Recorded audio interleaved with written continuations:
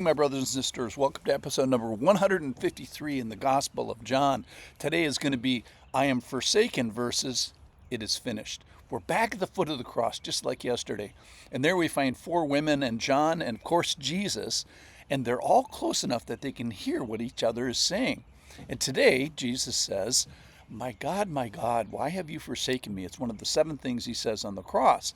And it's not so much a statement as it is a reference. And if that's the only line of Psalm 22 that you read, you may think that God forsakes Jesus on the cross. And I humbly submit that this is an error. Jesus makes the reference because he's in air hunger and is being asphyxiated and cannot speak all of Psalm 22, which is the crucifixion psalm. And if he did, he can't do it because he's in air hunger and can't breathe. It's like saying 7 years ago, and you want the listener to fill in the rest of it. In fact, Jesus then even comes to the last line. So Jesus quotes the first line, forsaken me, and the last line, it is finished on the cross, saying to us, go read Psalm 22, which is what we're going to do today. So this is not an abandonment, or a forsaking.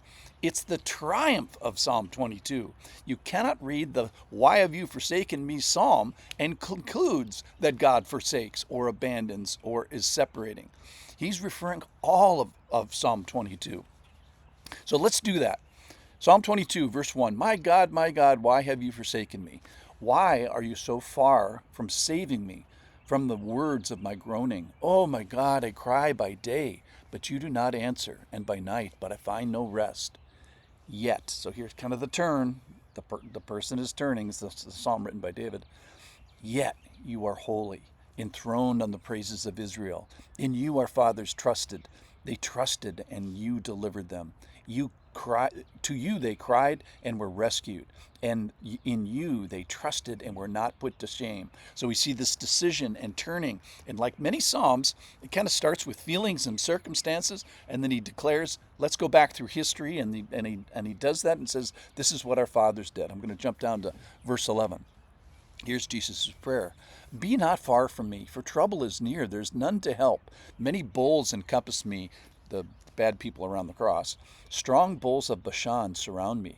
They open wide their mouths at me like a ravening and roaring lion. And that's exactly what the mockers did around the cross. And then we start this most horrible and accurate description of crucifixion. Verse 14. I am being poured out like water. All my bones are out of joint. My heart is like wax. It's melting within my breast. My strength is dried up like a potsherd, and my tongue sticks to my jaws. You lay me in the dust of death. So he's all dehydrated. Verse 16, for dogs encompass me. A company of evildoers encircles me. That's the Jewish officials that are mocking him. They have pierced my hands and feet. I can count all my bones. They stare and gloat over me.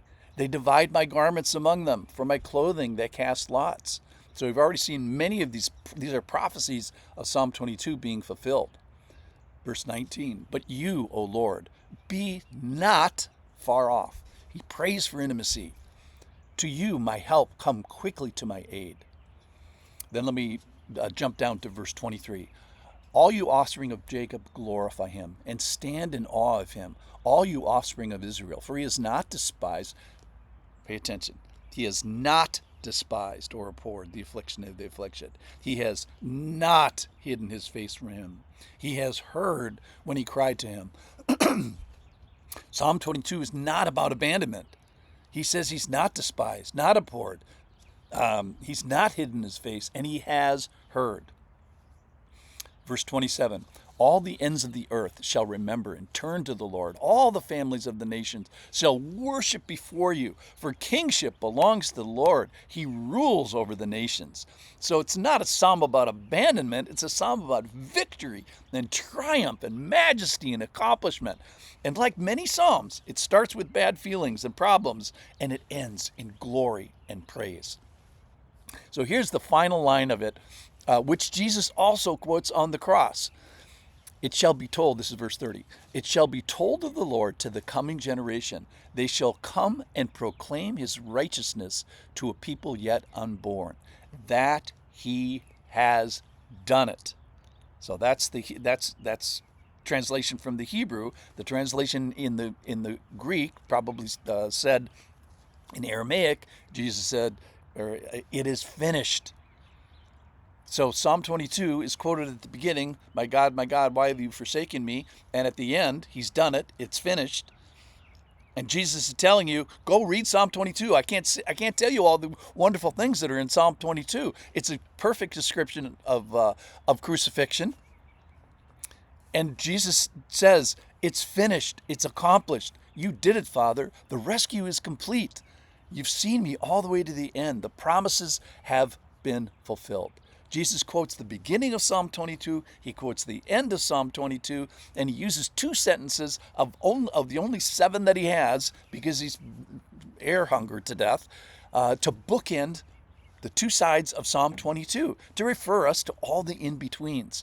Then here's the big thing, in my humble opinion. I could be wrong about this. But Psalm 22 says, he has not been despised. He has not been abhorred. The Father's face was not hidden from the psalmist. I think that Psalm 22 is a psalm not about abandonment, my God, why have you forsaken me, but of victory and triumph. So you decide. Go read Psalm 22, beginning to end. Jesus says the first line, he says the last line. He tells us to read Psalm 22.